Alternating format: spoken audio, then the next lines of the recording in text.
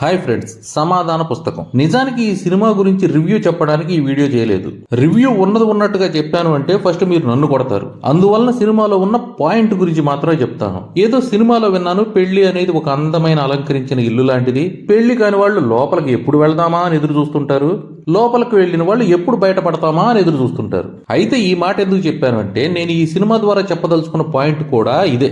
అప్పుడే యవ్వనంలోకి అడుగుపెట్టిన టీనేజర్స్ కి శరీర భాగాలపైన ఎడ్యుకేషన్ కూడా అవసరం. లేకపోతే ఏదేదో ఊహించుకొని అడల్ట్స్ బుక్ వంటివి చదవటం అలవాటు చేసుకొని ఎవరెవరి మాటలో విని తప్పుడు పనులు లాంటివి చేస్తుంటారు టీనేజ్ లో. ఈ యవ్వనం అనేది కూడా పైన చెప్పిన అందంగా అలంకరించిన ఇల్లు లాంటిదే.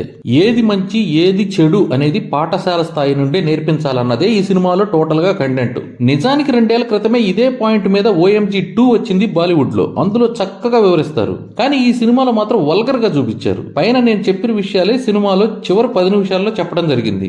అయితే సినిమా చూడొచ్చా అంటే నేను మాత్రం వద్దనే అంటాను. ఒక రకంగా సినిమా మొత్తం వల్గారిటీ చూపించేసి చివరి 10 నిమిషాలు మాత్రం సందేశం ఇస్తామంటే ఏం బాగుంటుంది చెప్పండి. Thank you.